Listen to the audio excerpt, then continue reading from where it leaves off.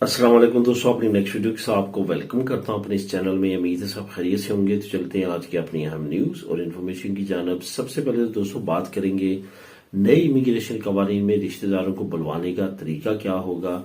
इस पे काफी ज्यादा दोस्तों के कमेंट आ रहे हैं, काफी ज्यादा बात की जा रही है, इसको कवर करूंगा। उसके बाद पदरौन के बारे में नए कवानीन पे अमल शुरू हो चुका है, इसको कवर करूंगा। उसके बाद 28,000 यूरो का एक फ्रॉड किया गया और 10 माह की सजा हुई है। किन को हुई है, क्यों का फ्रॉड किया गया, क्या तरीका अपनाया गया, इस पे बात करेंगे। और आखिर में बात करूंगा कि 11,000 यूरो पारो ली गई, ये भी एक फ्रॉड था। इस पे नेशनल पुलिस ने एक बड़ी कार्रवाई की है। ये एक बड़ा सबक है उन लोगों के लिए जो मुझे भी अमूमन कमेंट्स करते हैं, इसके बारे में पूछते हैं, तो उनको इस कमेंट से, इस न्यूज से काफी ज्यादा हौसला मिलेगा और उनको काफी ज्यादा जवाबात मिलेंगे। तो दोस्तों लिंक्स का बताता चलूं कि आज ये जो लास्ट 3 न्यूज है, पदरौन 28,000 यूरो का फ्रॉड और 11,000 यूरो की पारो, ये तीनों लिंक्स आपको नीचे डिस्क्रिप्शन में मिल जाएंगे बिल तरतीब, इसी तरतीब के साथ 1 2 3 इन तीनों लिंक्स को आप खुद भी क्लिक करके रीड कर सकते हैं। इसके साथ साथ तमाम दोस्तों से गुजारिश है जो इस चैनल पे नए हैं या वो तो जिन्होंने अभी तक इस चैनल को सब्सक्राइब नहीं किया, लाजमी तौर पर चैनल को सब्सक्राइब करें ताकि मजीद ऐसी आने वाली वीडियोस उन तक बर वक्त पहुंच सकें। तो दोस्तों सबसे पहले तो बात करते हैं कि नए इमिग्रेशन कवानीन में रिश्तेदारों को बुलवाने का तरीकाकार क्या होगा। इस पे काफी दोस्तों के कमेंट आ रहे हैं। जो दोस्तों सबसे ज्यादा पूछे जाने वाला क्वेश्चन है या बहुत ज्यादा हमारी कम्युनिटी जिसमें इंटरेस्टेड है, वो ये एक टॉपिक है कि हम अपने रिश्तेदारों को, वालदैन को, बहन भाइयों को, अपने जो करीबी रिश्तेदार हैं, अंकल आंटी, उनकी आगे बच्चे बच्चियां, उनको किस तरह से हम बुला सकते हैं। इस पे काफी ज्यादा दोस्तों के कमेंट आते हैं और बहुत सारे कमेंट ये भी आते हैं कि जो नए कवानीन आ रहे हैं इमिग्रेशन के, उसमें किसी रिलेटिव को बुलवाने का क्या तरीकाकार है, क्या उसमें रायत दी गई है या नहीं दी गई।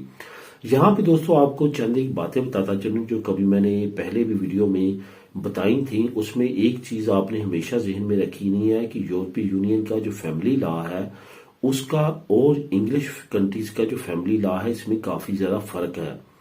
जैसा कि आप जानते हैं कि बहुत सारे लोग यहाँ पे 3 बार 4 बार अपने रिश्तेदारों को अप्लाई करते हैं, इवन अपने फादर को, अपनी मदर को अप्लाई करते हैं, फिर भी यहाँ पे सारा कुछ ठीक होता है, उनका फिंगर लेटर भी निकल आते हैं, सब कुछ हो जाता है। लेकिन वहां पे जब जाता है तो वहां पे एम्बेसी वीजा नहीं लगाती, कोई ना कोई रीजन लगा देती है।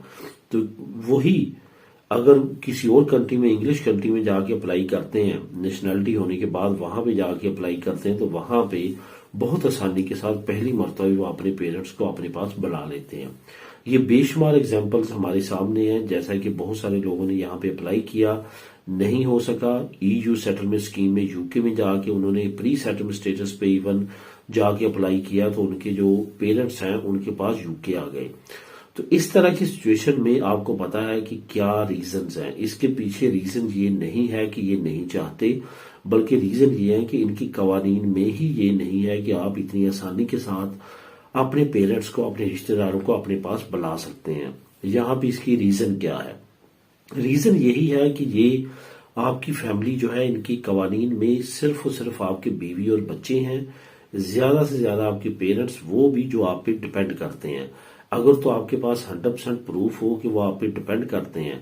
यहाँ पे एक और चीज भी देखी गई है जो काफी ज्यादा मैटर करती है और इसमें बहुत ज्यादा देखा गया है, पॉजिटिव रिजल्ट्स आए हैं। अगर तो आपके और कोई बहन भाई नहीं है, अगर हैं भी तो भाई नहीं है, आप अकेले हैं, आपकी सिस्टर्स हैं, उनकी भी शादियां हो चुकी हैं, आपके पेरेंट्स वहां पे अकेले रहते हैं, तो फिर आप अगर अप्लाई करते हैं तो वहां पे देखा गया कि उनके रिजल्ट्स बहुत ज्यादा पॉजिटिव रहे हैं, उनके वीजे लगे हैं और वो अब अपने यहाँ पे बेटे के साथ रह रहे हैं।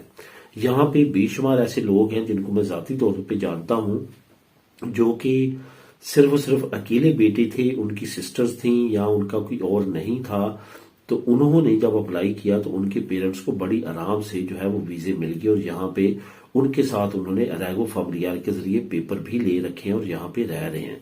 तो इस तरह की सिचुएशन अगर आपकी है तो बिल्कुल आपको देर नहीं करनी चाहिए, अप्लाई करना चाहिए। अब थोड़ा सा मैं आपको बता देता हूं कि नए कवानीन में क्या बेनिफिट मिल सकते हैं।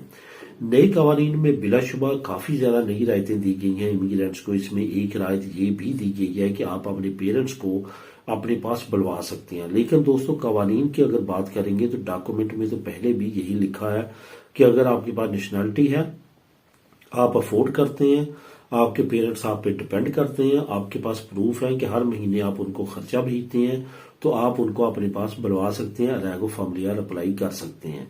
लेकिन होता क्या है कि यहां से सब कुछ हो जाता है, एम्बेसी वीजा नहीं देती। तो यहाँ पे अब भी नए कवानीन में यही लिखा गया है कि बिल्कुल इसी तरह से अगर आपके पास नेशनैलिटी है स्पेन की, आप अपने पेरेंट्स को अपने पास बुलाना चाहते हैं, इवन अपने भाइयों को, खूनी रिश्तेदारों को, तो उसमें भी रायत दी गई है कि आप ऐसा कर सकते हैं।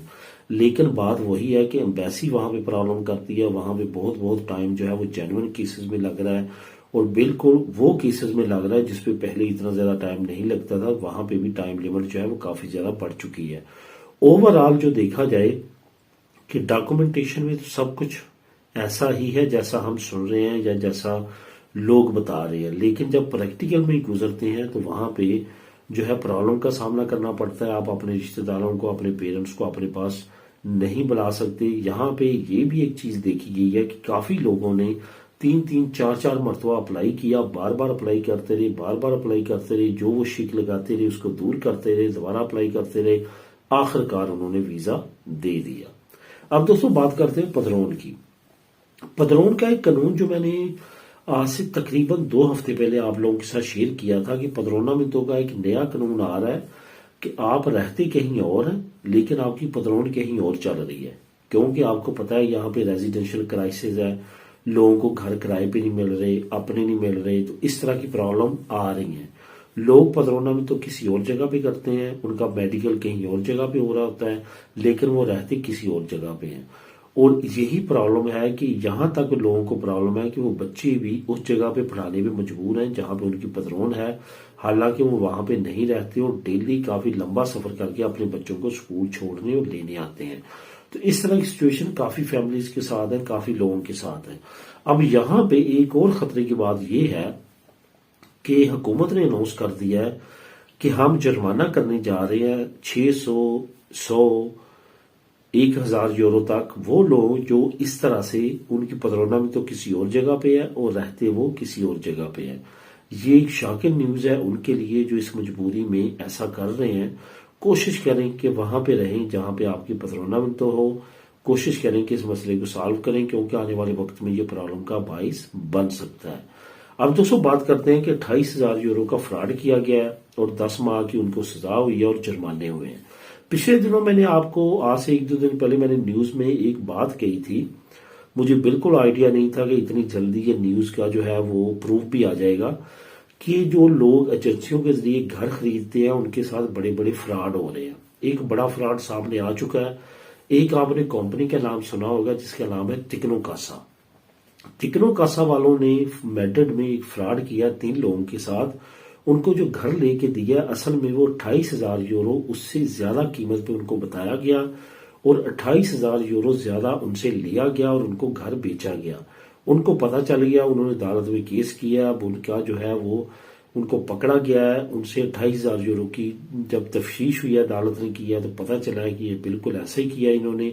अब उनको सजा हुई है 10 महीने की और 7 जुर्माने हुए हैं और ये रकम भी उनको वापस करना पड़ेगी। इसकी मजीद डिटेल आप नीचे लिंक नंबर 2 को क्लिक करके खुद भी रीड कर सकते हैं। अब दोस्तों आखिर में बात करते हैं 11,000 यूरो की पारो का फ्रॉड और नेशनल पुलिस की कार्रवाई।